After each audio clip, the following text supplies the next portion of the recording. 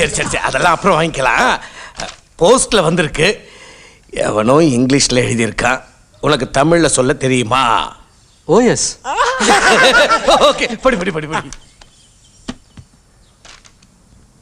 Sir இங்க சனியன் சகடன்றது யாரு sir? ஏப்பா அண்ணனே யாரும் தெரியாம மெட்ராஸ்ல இருக்கே நீ. ஏய்,